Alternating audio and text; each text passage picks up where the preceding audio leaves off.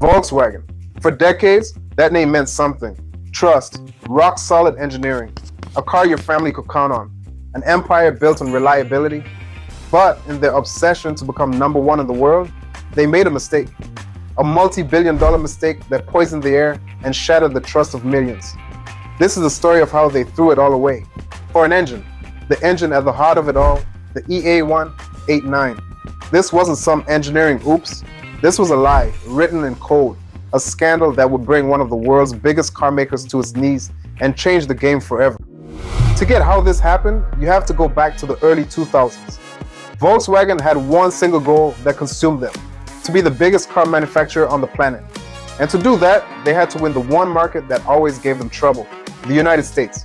Sure, VW had its fans, but it was a niche player struggling against the American and Japanese giants. The bosses in Germany thought they had the perfect weapon. Not another boring sedan, but something they were masters of, diesel. In Europe, diesel was king, loved for its crazy good fuel economy and punchy torque. But in America, diesel had a dirty reputation. It was seen as loud, slow, and filthy, the stuff of smoky old trucks and city buses, not something you park in your driveway. So Volkswagen launched a massive marketing blitz to change everyone's mind. They were going to sell America on clean diesel. Remember those ads? They were brilliant. They had people talking about how their new VW didn't smell, commercials bragging about insane mileage and German engineering. The message was simple. These aren't your grandpa's dirty diesels. These are high-tech, green machines that give you everything. Great mileage, fun performance, and most importantly, low emissions. They even won awards like Green Car of the Year. And it worked. It worked like a charm. Americans who wanted to save fuel but didn't want a boring hybrid flocked to Volkswagen. The Jetta, the Golf, the Passat, their TDI engines became a huge hit. It looked like VW had cracked the code. They were selling cars, growing their market share, and building a new reputation as a green company. Volkswagen's ambition was becoming a reality, all built on the promise of clean diesel. A promise that, as the world was about to find out, was rotten to the core. But behind all the slick ads and rising sales numbers, a war was being fought inside of Volkswagen's engineering labs. The problem was VW's ambition had just slammed headfirst into the laws of physics and the even tougher laws of the US Environmental Protection Agency, the EPA. See, in the mid-2000s, US regulators, especially the powerful California Air Resources Board, CARB, were cracking down hard on air pollution. Their main target was a group of chemicals called nitrogen oxides, or NOx. Nasty stuff, the kind that causes smog, acid rain, and serious breathing problems. And diesel engines, just by how they work, pump out a lot of NOx. Here's the fundamental problem they ran into. To make a diesel engine powerful and efficient, you have to run it lean and hot. But those exact conditions, high heat, high pressure, are what creates the most NOx. To cut the NOx, you have to hurt either performance or fuel economy. You can use a system called SCR, which injects a urea fluid, that stuff we call AdBlue, into the exhaust to neutralize the NOx. It's effective, yes, but it's expensive, takes up space, and means the customer has to keep refilling another tank. It's a hassle. For their cheaper cars like the Jetta and Golf, Volkswagen desperately wanted to avoid that cost and complexity. They tried to use a simpler, cheaper system called a lean NOx trap. One problem, it didn't work. Not nearly well enough to meet the tough American rules without killing the fuel economy and performance. The two main things their marketing was shouting about. So the engineers were stuck, trapped between the marketing guys selling a fantasy and the regulators who weren't budging. This clean diesel project was everything to VW's global plan. Failure was not an option.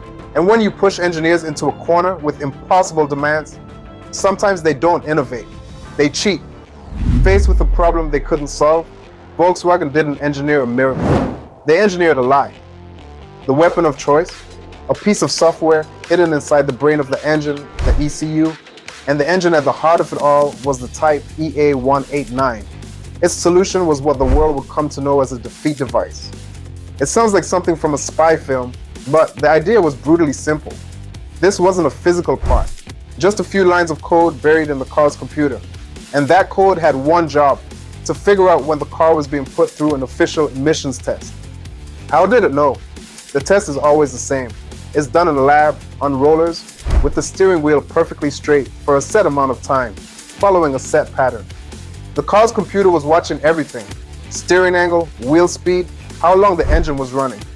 When the software saw this perfect, unnatural combination of inputs, it knew, okay, it's showtime. It would flip the engine into a special test mode. In this mode, all the emissions controls went to 11. The NOx trap worked overtime, the engine parameters changed, and it would pass the test looking like a model citizen. But the second that test was over, the moment the software saw you turning the steering wheel, driving like a normal person on a real road, it switched everything back. The emissions controls were dialed way, way down. The result? The engine delivered the power and fuel economy that VW had promised in its ads. But it came at a terrible price. Out on the road, these cars were spewing up to 40 times the legal limit of nitrogen oxides. This wasn't an accident. This was a cold, calculated fraud, designed from the ground up to fool regulators and lie to customers. And it was installed in around 11 million cars across the globe under VW AUDI, SEAT, and SKODA badges. For years, Volkswagen sold these cars knowing they were illegal polluters. The EA189 wasn't just an engine, it was a conspiracy on wheels. So how did this all come crashing down? It didn't start in some high-tech lab at a rival car company or with a government whistleblower. It started at a small university in West Virginia with a team of researchers and a budget that was basically pocket change for a giant like VW. In 2013, a small nonprofit called the International Council on Clean Transportation, ICCT, wanted to prove that modern diesels could be clean on the road, not just in the lab. They gave a small grant of about $70,000 to a group at West Virginia University. The team rented a VW Jetta, a VW Passat, and a BMW X5. Their plan was simple: drive them from LA to Seattle with a portable emissions tester hooked up to the tailpipe, measuring everything in real time. They expected the results to prove VW's clean diesel claims were real. What they found was the complete opposite. The BMW, it performed great, well within the legal limits. But the Volkswagens, they were a disaster. Out on the highway, the Jetta was spewing 15 to 35 times the legal limit of NOx. The Passat was 5 to 20 times over. The students were baffled. They thought their equipment was broken. They checked it, ran the tests again, same results. These cars had passed their official lab tests, no problem. But on the open road, they were anything but clean. They presented their weird findings at a conference in 2014. At first, no one really noticed, but eventually the report landed on the desks of the regulators at the EPA and CARB. They were stunned by the huge difference and started their own tests, and they found the exact same thing.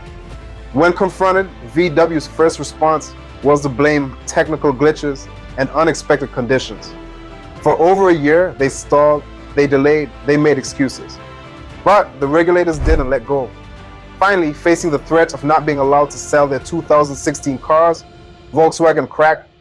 On September 3rd, 2015, they admitted it all, that the discrepancies weren't a glitch. It was a deliberate cheat. That small team from West Virginia had just unraveled one of the biggest corporate scandals in history. The mission triggered an earthquake.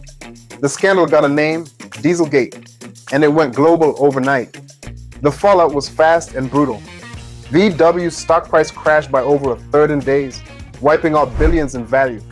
The CEO, Martin Winterkorn, was gone, claiming he knew nothing. The financial hit was catastrophic. Fines, lawsuits, and criminal investigations piled up. In the US alone, the settlement cost over $14.7 billion, which included buying back nearly 500,000 cars. All told, the scandal has cost Volkswagen well over 30 billion euros, but the real cost wasn't just money, it was trust. That reputation for honest German engineering they had spent decades building, it was shattered. The clean diesel dream was exposed for what it was: a massive, cynical lie to millions of customers who believed in them. In the aftermath of this self-inflicted disaster, Volkswagen was forced to pivot hard. The diesel technology they had bet the entire company on was now toxic. Fighting for its own survival, VW announced a radical new plan. It would pour billions into becoming a leader in electric vehicles. their whole ID line of electric cars? That is a direct consequence of this scandal, a desperate attempt to reinvent the company and run away from the engine that almost burned the entire Volkswagen empire to the ground. The EA189 will forever be remembered, not for its power or its efficiency, but as VW's biggest mistake. It stands as a monument to what happens when corporate greed wins out over honest engineering. So what do you think? Was the pivot to EVs enough for Volkswagen to earn back your trust? Let me know in the comments below. If you found this look into automotive history interesting, make sure to hit that like button and subscribe for more deep dives into the cars and companies that shape our world. Thanks for watching.